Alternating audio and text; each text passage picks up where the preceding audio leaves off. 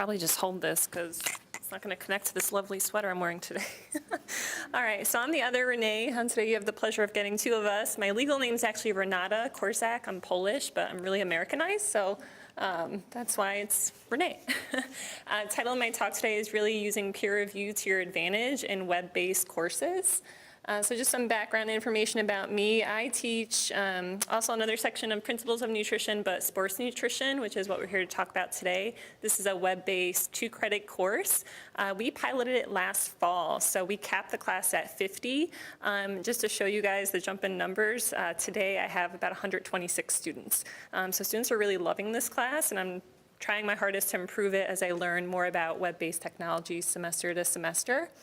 This is pretty much what it looks like. So I was a former athlete myself, and yes, that is me with the gopher, not the gopher, the Viking mascot. But the way this is kind of set up is students have weekly tasks. So in addition to readings, they listen to my recorded lecture on YouTube. They also have a quiz and a practical application assignment. I also give them athletes' diets to help build and an experiential assignment, which encourages them to get out in the field.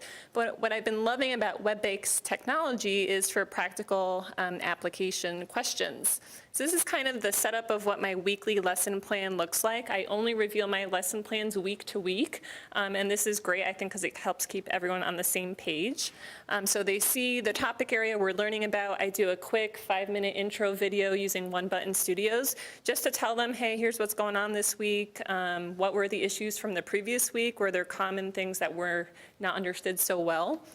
The learning objectives, my recorded lecture, I also give them a blank copy. I call it carbon copy of my lecture notes. That's for students who are listening. They could just jot down key concepts while I'm talking in the video. They do their quiz and practical application assignments.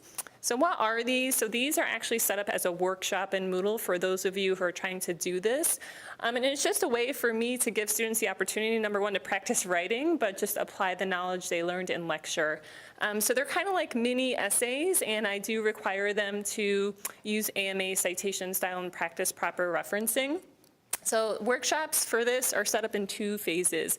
Basically, the students go in, they see my question for the week, which would look something like this, right? So kind of quick, easy question, 3 of them that they have to answer. This will open up on Tuesday mornings at 8 a.m. because that's when our week opens. And then they have until Friday night of that week by 10 p.m. to submit their individual response to this question. The next morning, Saturday morning, Moodle will randomly generate 2 of their peers to assess. If you're wondering how do they assess their peers, I build in a rubric on the back end. So this is an example of what the students would see. This is the rubric just for one question. So you actually have to build the rubric for each question that they're answering. I couldn't show that all at once here. But this is just criteria that Tracy is actually an expert in because she helped me build these rubrics too using tools from the Educational Innovation Center. And it's just simple, 0 through 2 points, and the peers would then assess that student. Moodle will then take the average of those grades. So if one student gave another student a 9, one gave them a 7, their score would be an 8. I will tell you when there's discrepancy in grades, that's when the instructor really has to pay attention, right? So if one student gives someone a 10, one gives them a 5, that's a pretty big difference. So that prompts me to say, hey, you really need to pay close attention and look what went wrong. What are the pros and cons? You know, I think in big classes, and my other class is really big too, I have about 200 students. It's a grading time saver. I work with my TAs to make sure everyone's clear on the rubric for that week and what's expected. Also, you get to type in feedback to the students. So the students give each other comments, and so will I, because I think feedback is important, and you get feedback in real life too, besides just school. So really good for freshmen and other people.